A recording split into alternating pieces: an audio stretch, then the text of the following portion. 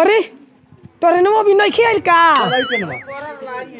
कब आई ट्रेन चले लूट गोरिया तो नदी बीच नैया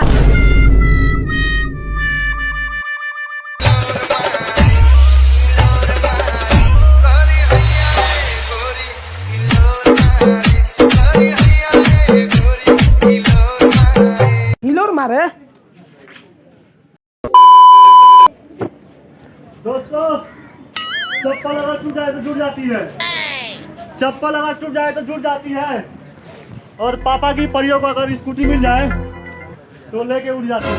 वाह वाह वाह क्या बात है वाली दिल ले गई जियो राजा जियो देवरा रोज ताड़ी पियोता देवरा रोज ताड़ी पियोता भतार होठ लाली पे जियोता रोज सारी पियोता भतार होठा लाली से जियोता लाखों आशिक मर जाते हैं तेरे एक मुस्कान पे आशिक मर जाते हैं मेरी एक मुस्कान तेरे जैसा तेरे जैसा कोई नहीं है सारे हिंद अब से कहाँ आँख मुन को जो जल्दी से आँख मुन को जो तेरे जैसा कोई नहीं है। आँख मुन ले रहे ना चल कहाँ लगता भाई चश्मों से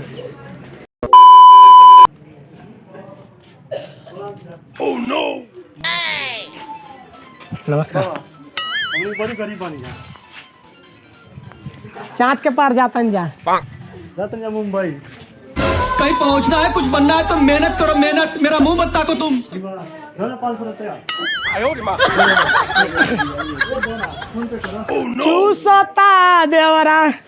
चूसता देवरा चूसता उठावा के लो लिया हमार देवरा चूसता आ तू बड़ा बाहरा भातार घर में घुसत बाबा 1 रुपया दे दो 1 रुपया दे दो जल्दी दो ना दबो दो नंबर दे।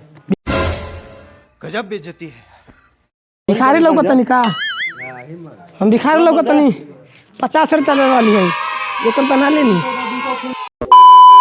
हमारे दोस्त हमारे साथ में नहीं रहता है ना तो हमको मन ही नहीं लगता है हमको फेवरेट डोसा ही और कौन फेवरेट दोस्त है और एक फेवरेट डोसा वो है हमको वीडियो बना भगैया सड़क जाता चलो हो चल गए ये रुक मिली चल भाई ए भाई लोग ट्रेन कब आई हो कहाँ ले बाहर सब बात करांती है यो हाँ मुंबई चल गई।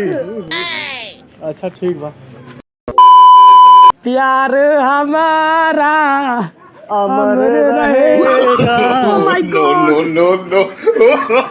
कमरिया दर्द करे जब जब मरद करे कमरिया दर्द करे हाय मैया मार डाल रे नया साल में तू रहा हरिहर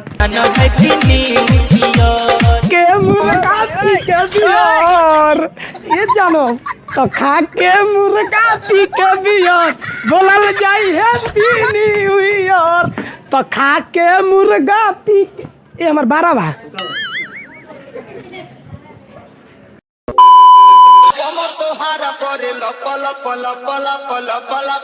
पायल तुहार करे झप झप झप झप बोली में तो हरा देखी के लोग आवाज हरे करिएवा आ भक कहाँ जात लो जाते नहीं बाहर बाहर हाँ अब कबो ना आइबो कौन आए काहे वही तरह ये बहुत धोखेबाज वाली अरे मायो दादा हमर मर्दा बाहर जाता जदी आइबो ना बोलो मजी बाहरवा से तो दिलावा लगल बदवरवा से सुन लियो नौकरी के भर्ती निकालिए मोदी चाचा केतना लड़का बेरोजगार हो। सुन बाबू हमारी एगो बतिया सुन ले ये बड़ी अच्छी बात कही आप।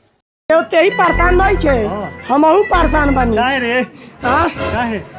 अरे लागत जिंदगी होई बेकार। ए मोदी चाचा, अरे लागत की दिन नियर आइन हो दादा। ओ माय गॉड, अंगड़ाई या लेती हूँ मैं जो जोर से आह की आवाज है। आती है रोर से मैं तो चलूं इस कदर मचे जाए रे गदल। तेरी